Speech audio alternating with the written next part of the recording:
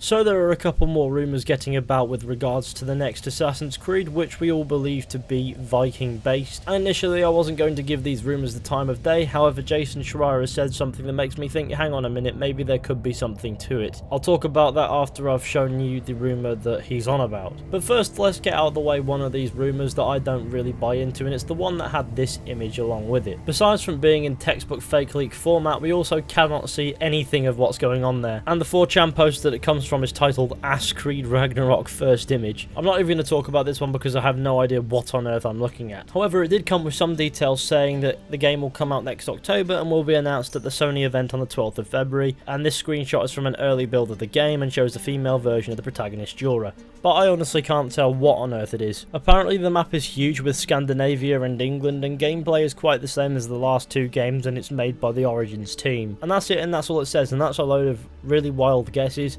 And the protagonist Jorah thing is a rumour that's already been spoken about, as has the supposed Sony event reveal. The Origins team, part Scandinavia and England, all these details have been rumoured before. So this tells us nothing and gives us a potato image, so therefore it's actually completely useless. It's this other 4chan post that got my attention a bit more, I'm going to be honest. And this goes into masses of detail. I don't know why this artwork was attached, but I guess it's just there to grab attention. So immediately I'm looking at this going, oh, not again. And I'm thinking, oh yes, if I read this I earn money, so sod it. With the recent Amazon leak confirming that rumours about AC Ragnarok are true, I've decided to give out some information I heard about members of the team. Okay, red flag there. Upon research, I'm quite convinced that the Amazon leak was in fact a hoax, but we'll hold out and talk about the rest of it. Posting anonymously so that my friends and I stay on Ubisoft's good side, I'll start with some obvious info and then get into the potential story spoilers. The title of the next game is Ragnarok, codenamed Kingdom. Will launch on Xbox One, PS4, PS5 and Xbox Series X. It will be officially announced in February at the upcoming PlayStation event. Release date will be the 29th of September 2020. Up to 4-player drop-in, drop-out co-op like Ghost Recon Wildlands. Oh no. Player can only play as a single character named Jorah,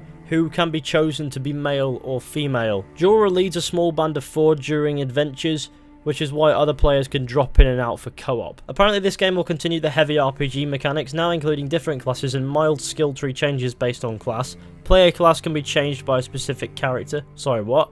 Combat is apparently upgraded with more weapon types and special abilities for every weapon grouping. Each weapon can have runes added, be upgraded, and durability increased. Weapon durability does now come into play, forcing players to use their weapon pool more effectively and forced to manage a smaller inventory that can be upgraded. Not mad at that prospect. A lot of RPGs have weapon durability mechanics, in which after a lot of use, weapons and armor will need to be repaired in order to restore their integrity. I never really asked for this in Assassin's Creed, so it doesn't seem like something that people would necessarily want, or at least it doesn't seem like something people I know would necessarily want, but whatever, cool. Apparently replacing Adrenaline is a Berserker mode which also activates special runes like fire, frost or lightning damage. Apparently sailing returns and is less combat intensive and more focused on exploration and travel, including being able to navigate tight rivers and wetlands. Wetlands aren't typically accessible by ships. Just gonna put that out there. Apparently parkour is upgraded with tree climbing and new animations. I mean, of course parkour was going to be improved after Odyssey, in which it was horrible. And the gameplay engine's kind of got a little stale now, at least aesthetically, so no doubt they'd change some animations and probably the entire engine overall to a degree. I mean, hopefully. I don't want to feel like I'm still playing Origins. The Hidden Blade is back and is far more customizable in terms of cosmetics. It can be upgraded to kill in one stab, because stabbing someone in the throat with a Hidden Blade usually isn't lethal. Never has been, what do you mean? And players can also now apparently also hide in crowds of civilians if their outfit/armor is appropriate, otherwise it can attract attention. Now, I honestly wouldn't be mad at the prospect of social stealth coming back, with the catch that if you're wearing fuck off heavy armor and you're armed to the teeth, you're still going to draw attention. We're a third of the way through, let's take a breather.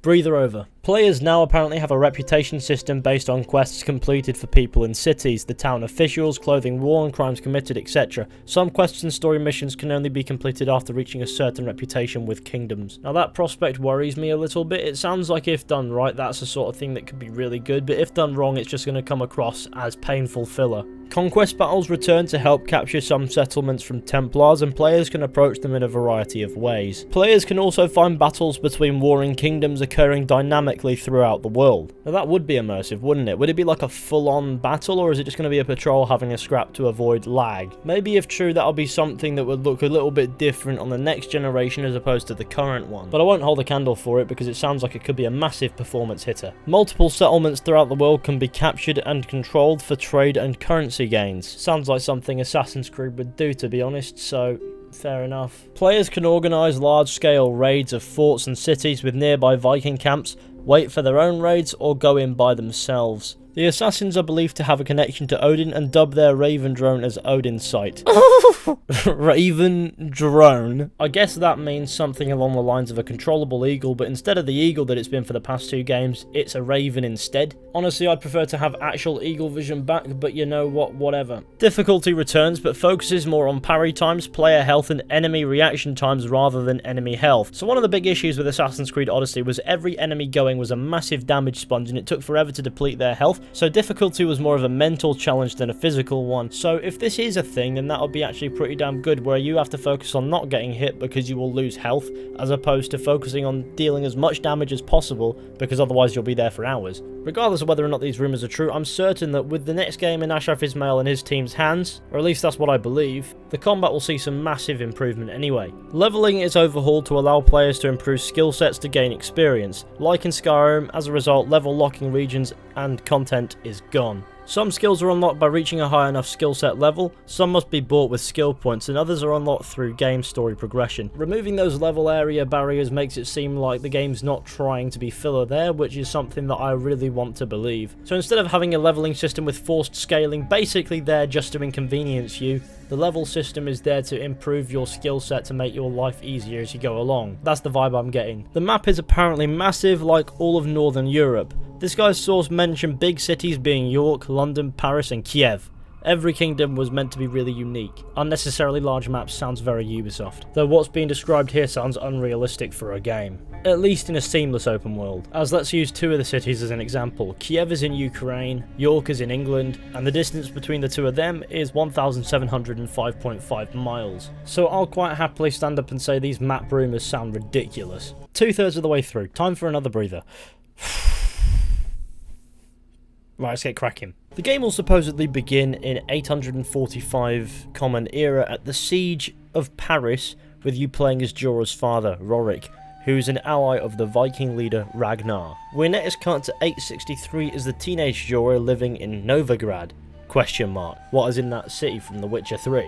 Or Novigrad is in Croatia, which is near Italy, by the way, which is not even Northern Europe. Or does it mean Novgorod, which is in Western Russia? Honestly, I don't know, and frankly, I don't really care. Eventually, we meet assassins and are sent to deliver a package to Ragnar in Uppsala. So you casually bump into the assassins, either Novigrad is in somewhere in Russia or somewhere in Croatia or something like that.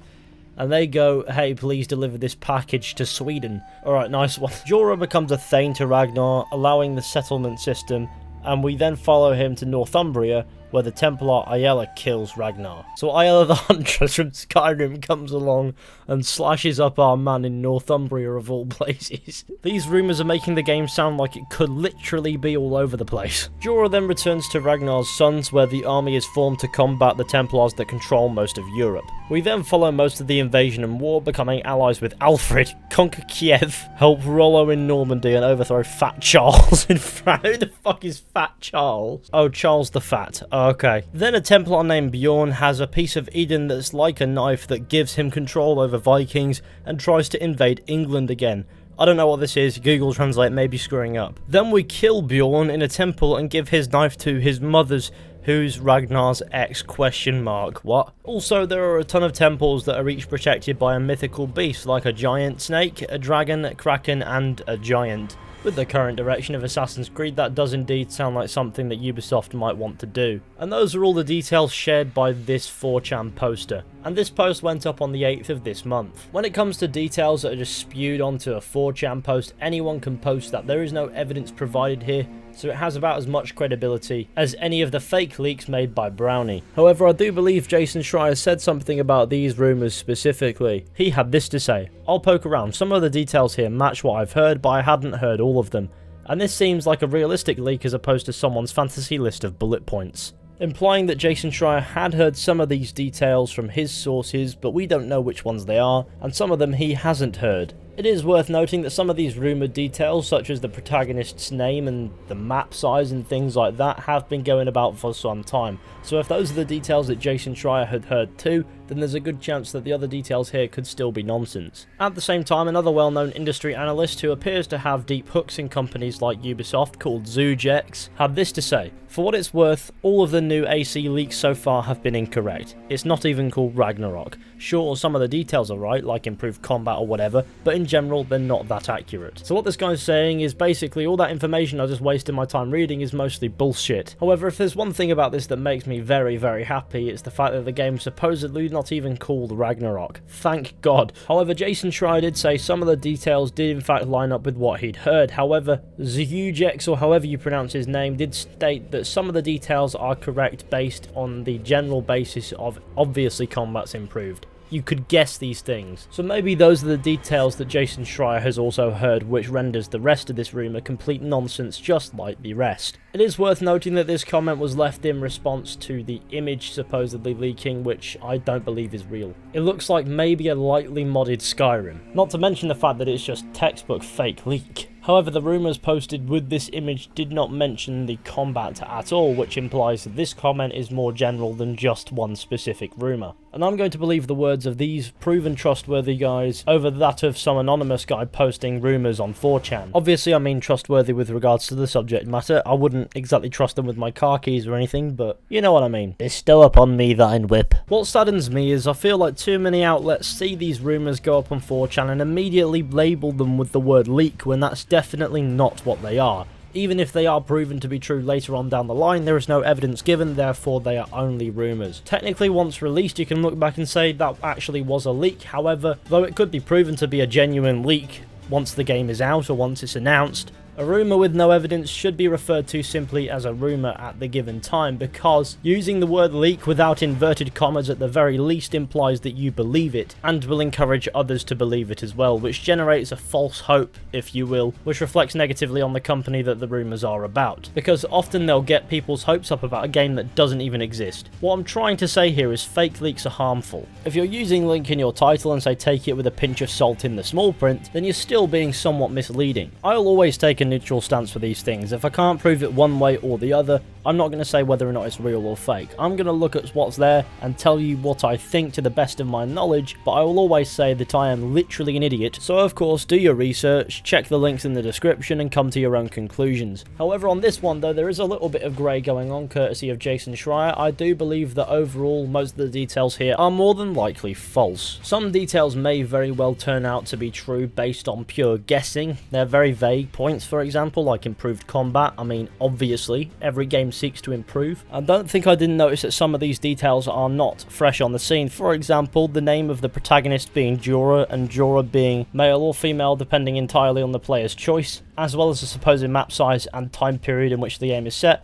All these details were alarmingly brought up by Spanish Assassin's Creed YouTubers a few months back, and back then I did find myself butting heads with a few cantankerous members of that community, and believe me, they're an aggressive lot. But honestly, who knows what to think at this point. There's no actual evidence to reinforce these supposed rumours, and no, this image is not evidence. It's blurrier than the Gaussian blur that I'm using behind it. And on the whole, we all know that 4chan posts can be made by anyone, so I'm going to take up the stance of this is fake unless proven to be real. And I feel like that's a fair conclusion. And thus concludes today's video. It would appear as if the fake leak saga is continuing. Works for me, I suppose. It gets traction, I get views. I should really stop being self-aware in these videos. It isn't actually that funny anymore. Anyway, thank you all for watching. I hope you enjoyed. Be sure to go ahead, leave a like, subscribe, share the channel with your friends and all that wonderful stuff. That would be super appreciated. Please let me know down in the comments how it feels to have wasted 14 minutes and counting of your life on this video. Fuck, has it really been that long? Shit. Right then, I will see you all very soon with another video at some point, but until then, goodbye.